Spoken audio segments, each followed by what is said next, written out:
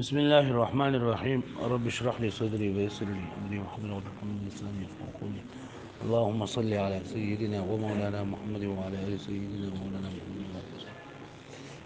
جی پرون سبق کې مونږه د جملې اقسام شروع کړو چې مونږ ویل د جملې دوه قسمونه دي،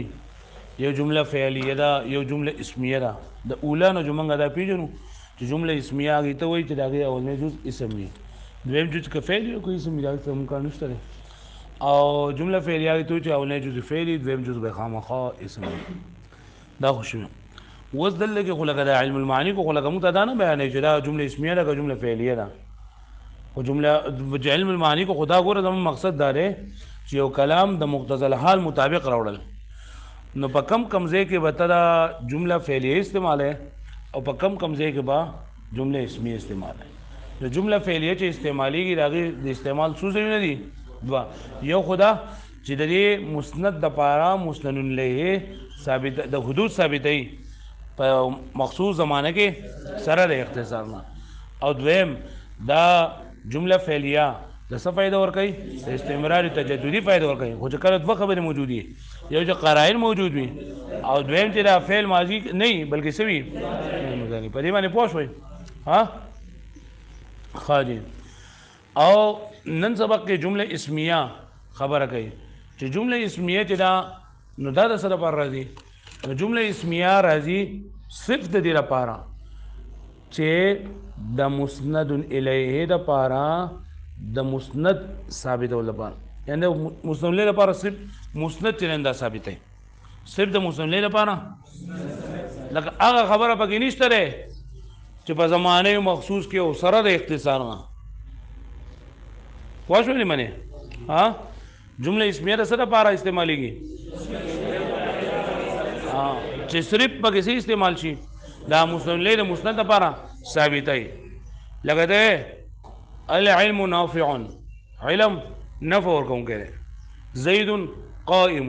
نو زید لپاره څه ثابت کو؟ قیام ثابت کو. ته جلس عمرو، نو د عمر لپاره څه ثابت کو؟ جلس عمرو. په دې کې مسند الیه څه شی دی؟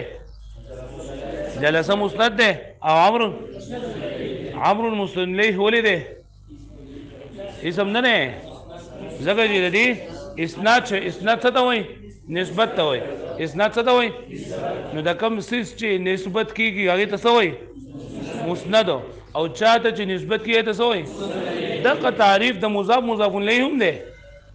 چې مونږ هلته ویلو اضافت نسبت ته وایي، او د کم اسم چې اضافت کیږي نسبت کیږي هغې ته څه وایي؟ او چاته چې کیږي هغې ته څه وایي؟ مضاف چې چا کیږي او مضاف الیه چې چاته.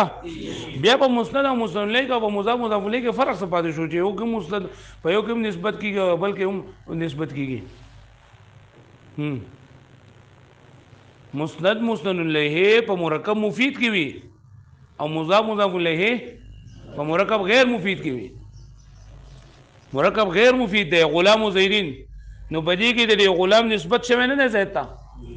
د غلام نسبت شوی دی زید ته که نه، نو غلام پکې مضاف شو او زیدین پکې په دې باندې پوه شوئ. او په زید قائمون کې د قیام نسبت شوی دی زید ته، نو قائمون پکې څه شو؟ مسند شو، او زیدون پکې څه شو؟ نو په دواړو کې فرق څه دی چې زید قائمون دا مرکبې او غلام زیدین مرکبې. دا خبره بس تاسو یادئ چې په مضاف کې او مضاف الیه کې هم نسبت کېږي، د مضاف نسبت کېږي او مضاف الیه چې چاته وي. او دغه شان چې په مسند الیه کې ده چې مسند الیه چاته نسبت شوی او مسند چې د څه سیز نسبت کېږي، بیا فرق سره په مابین د مضاف مضاف الیه او په مسند الیه کې. نو څه جواب ورکوئ؟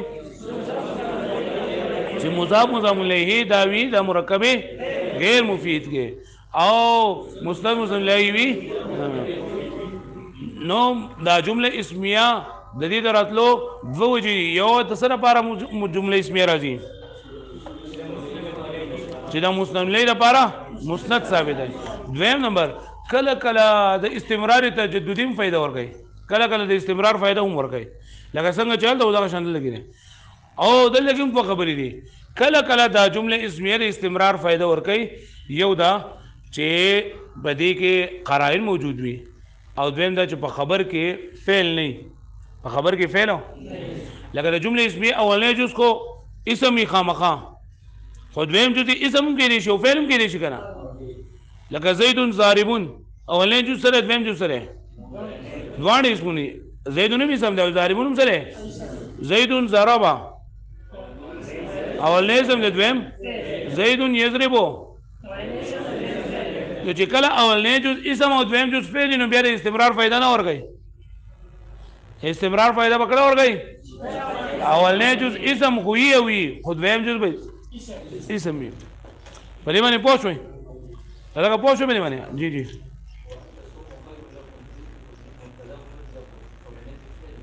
نو او تعویل د مصدر سره دي که نه او تعویل د مصدر سره دي دی خو داسې نه کوي چې تصومو فعل دی او انت ضمیر پکې فاعل دی او خیر دا متعلق دی د دې لپاره او دا اوس جمله فعلیه شوله داسې خو نه جمله اسمیه شوله جمله اسمیه خو نه جوړي که نه موږ ان تصومو دا په معنی دی د صیامکم باندې ای ترکیب موږ دې کوو ان تصومو په معنی د چا دی بیا مې ترکیب کوو صیامکم مرکب اضافي دا مبتدا شوه ان تصومو مبتدا نه ده ان تصومو مبتدا نه ده بلکې ان تصومو د چا په معنی باندې د صیامکم په معنی باندې صیامکم په معنی باندې نو هغه مبتدا چې نه صیامکم دی پوه شوې که نه او بیا د سبق چې کله خلاص شي بیا به تپوس کوې مینس کې به په مټ کې به اواز نه کوې ځان سره نوټ کې وروسته بیا تپوس کوې صحیح ده ښه جي په دې باندې تاسو پوه شوئ نو جمله اسمیه خو مخکې د پېژندل ده خو جمله اسمیه د څه دپاره راځي چې صرف د مسند الیه لپاره مسند ثابتوي صحیح شوله او دویم نمبر کله کله د استمرار فایده هم ورکوي خو کله قرائن موجود وي او لکه د دې مثال العلم نافع علم نفع ورکوونکی نو علم همیشه نفع ورکوي که نه داسې خو نه ده چې د شپې نفع ورکوي او د ورځې نفع نه ورکوي هر ټایم نفع ورکوي استمرار خو کله چې کله د دې په خبر کې اسم راغلی فعلو اوس دا فایده چې د خبر فایده څه ده جمله خبریه چې راځي که نه جمله خبریه چې موږ راولو د دې څه فایده ده د دې جمله خبریه غټې غټې فایدې دوه دي د جمله خبریه غټې غټې څو فایدې دي دوه فایدې دي یا خو دا ده چې دا مخاطب ته د یو حکم فایده ورکوي مخاطب ته د یو حکم فایده ورکوي او یو دا چې مخاطب ته د حکم فایده نه ورکوي بلکې د مخاطب ته دا خبره او رول مقصود وي چې دا کوم خبرې تا ته علم دی هغه ما ته هم علم دی دا ګورې ته ما ته وې لکه تاسو ما ته اوس مخکې خبره وکړله چې عثمان غني نه دی راغلی عثمان غني نه دی راغلی دا یو خبره شوه که نه د دې خبرې د راتللو مقصد څه دی چې ما ته دا خبر وشي چې زه ناپوهه کس یم ناپوهه کس ته د پوه کېدو دپاره یو خبر ورکړلی شي چې زه په دې خبره باندې نه یم پوهه چې عثمان غني شته که نشته دی تا ما ته خبره وکړله نو ما ته د دې خبر نه فایده میلاو شوله یعنې د یو څیز ما ته حکم نه و زما په سمجھ کې نه و زما سمجھ کې راغی که نه او کله کله دا خبر د دې لپاره کېږي چې خبرې تا ته هم پته ده تا ته خو د دې خبرې پته ده خو زه تا ته وایم چې دا خبره ما تا ته ځکه وکړه که نه چې تا ته دا خبره دغه شي چې ما ته هم ګورې د دې خبرې پته ده یوازې تا ته پته نه ده لکه ته ما ته وایې چې ته خو پرون کلاس ته راغلی وې هو ته ما ته وایې پرون ته کلاس ته راغلی وې نو اوس ما ته پته ده چې زه کلاس ته راغلی یم که نه یم راغلی خو ته وایې چې د دې خبرې ما ته هم پته نه په دې خبره باندې پوهېږئ لکه ته یو ځای ته لاړ شي که نه دا څوک وایي چې څنګه چل دی پرون خو ته تلی وې نو زه ته خو پته ده چې زه تلی یم خو د دې خبرې چې هلکه ته تلی نو هلته ته خبر ورکوي مخاطب ته فایده ورکوي د خبر ورکولو خو ته پته نشته چې زه تلی یم که نه یم تلی خو دی ورته د دې مقصود دا دی د خبر چې ته چې کوم کار تی کړی دی که نه د هغې ما ته هم څه دی دې اولني ته ویلی کېږي فایدة الخبر څه ورته ویلی کېږي او دې دویم ته ویلی کېږي لازم فایدة الخبر اولني ته څه ویلی کېږي او دویم ته لازم فایدة الخبر پوه شوې پرې باندې نو خبره چې کولی کېږي خبر چې راوړلی کېږي نو د دې غټ غټ مقصدونه څه دي دوه یا خو دا ده چې دا سړی دا کم چې متکلم دی د مخاطب ته د یو حکم ورکولو فایده ورکوي یعنی مطلب دا چې ناپوهه سړی په یو خبره باندې پوه کول دپاره خبره کوي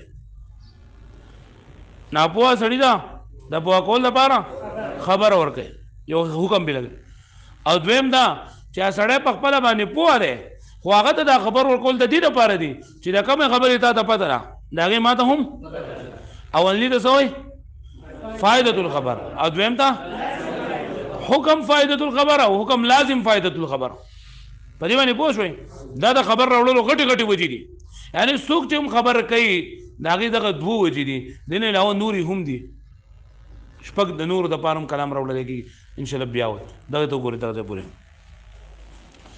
والثانیة نو مطلب زه نه پوهېږم چې والثانیة یعنی جمله اسم دا مخکې ویلي که نه چې الخبر اما یکونه جملة فعلیه او اسمیه نو پرون سبق کې په اولا نه د جمله فعلیه خبره کړې وه او اوس الثانیة نه څه خبره کوي والثانیة او دویمه جمله یعنی جمله اسمیه موضوعة دا وضع کړلی شوې ده جوړ کړلی شوې ده لمجرد ثبوت المسند للمسند الیه صرف د دې لپاره چې دا مسند ثابت شي د مسند لپاره یعنی صرف د مسند لپاره د مسند ثابتولو لپاره جمله اسمیه راوړل کېږي لکه د الشمس مضیئة نور چې نن دا روښانه دی الشمس مضیئة نور څه دی نو دلته کې د نور لپاره څه ثابتوي دا رڼا ثابتوي او په دې کې مسند الیه څه شی دی الشمس مسند الیه دی او مضیئة وقد تفيد الاستمرار بالقرائن او کله کله دا جمله اسمیه فائدہ ورکوي د استمرار یعنی یو کار همیشه کېدل بالقرائن په قرائنو سره چې کله څه موجود وي قرائن موجود وي ها اذا لم يكن في خبرها فعل کله چې په دغه په خبره کې فعل یعنی په خبره کې فعل نه موجود که چېرته په خبر دای کې فعل و نو فعل خو په حدوث باندې لاګ کوي فعل په څه باندې لاګ کوي په حدوث باندې لاګ کوي نو بیا به پکې دا بیا به د استمرار فائدہ نه ورکوي لکه العلم نافع العلم نافع په دې کې مبتدا خبر څه شی دی العلم مبتدا او نافع خبر دی او خبر دل لګي فعل لګي اسم دی نو څه فائدہ ورکوي استمرار پوه شئ چې کله قرائن موجود وي او کله په فعل د په خبر دای کې فعل والاصل في الخبر د دې ځای نه وزن لګي دا وایي چې کله دا خبرې خلک کوي که نه خبرو څه فایده ده خبر چې کله ورکوي که نه لکه خبرې ته کوي نو دې څه فایده یو جمله انشائیه یو جمله اسمیه جمله خبریه نو جمله خبریه د راوړلو څه فایده ده لکه په کوم ځای کې دا جمله لکه څوک چې خبرې کوي نو د هغې دوه غټ مقصدونه وي جمله خبریه چې ته استعمالوي په خپل کلام کې دا وایي ته ویلي دي چې کلام د مقتضی الحال مطابق راوړل نو جمله خبریه به په کوم ځای کې راوړې نو جمله خبریه د راوړلو څه وجې دي دوه غټې وجې دي دا نورې هم دي شپږ نورې کچې دي دا دوه غټې دي یو دا ده چې د متکلم مخاطب لره د یو خبرې حکم ورته لګ او دویم دا چې د مخاطب ته دا خبره کوي چې د کوم خبرې تا ته حکم خبر حاصل دی د هغې ما ته هم خبر والاصل فی الخبر او اصل په خبر کې دا ده ان یلقا چې راوړلی شي لافادة المخاطب د پاره د فایدې ورکولو مخاطب الحکم الذي هغه حکم تضمنه الجمله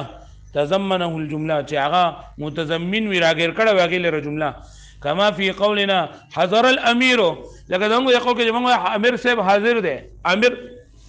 حاضر دی وایي چا ته پته نه چې امیر صاحب که نشته دی ته ورته چې حضر الامیر نو دلته کې د چا دپاره یې څه شی ثابت کړی دی د څه خبر ده ورکوي د امیر د حاضر کېدو حکم ورکوي که نه د امیر د حاضر کېدو خبر ورکوي که نه مخاطب ته او لافادة یا دا خبر راوړل کېږي د دې فایدې ورکولو لپاره ان المتکلم عالم به چې دا کومې خبرې تا ته پته نه نو متکلم هم په دې خبره باندې څه دی لکه دی انت حضرت امسې ته پرون څه وې حاضر شوی نو هغه ته پته دی چې زه حاضر شوی وم هغه ته پته دی چې زه حاضر شوی وم ته ورته بیا ومې چې انت حضرت امسې نو څه مطلب دی چې لکه ما ته ګوره پته لګېدلې ده ته چې ګوره راغلی خو ما ته پته لګېدلې ده ويسمى الحكم فائدة الخبر او دې الاولني حکم ته څه ویل کېږي فائدة الخبر او وكون المتكلم عالما به او دې ته چې دا متکلم عالم دی پوه دی په دې باندې نو دې ته څه ویل کېږي لازم الفائده نو خبر چې څوک ورکوي نو هغې دوه دغې یو خو دا ده که نه چې دا د خبر ورکولو فایده او یو دا چې لکه دې متکلم ته د کومې خبرې پته ده چې ته ورته وایي چېرې ما ته هم د دې پته ده پوه شوې نو نن سبق کې یو موږ جمله اسمیه خبره وکړله چې جمله اسمیه څه ته وایي د څه لپاره راوړلی کېږي او بیا موږ وی چې دا خبر جمله خبریه د څه لپاره چې دا راوړل کېږي حکم فائدۃ الخبر او لازم فائدۃ الخبر دا بیا چی دا واړو خبر کوم زر زر واړو زر زر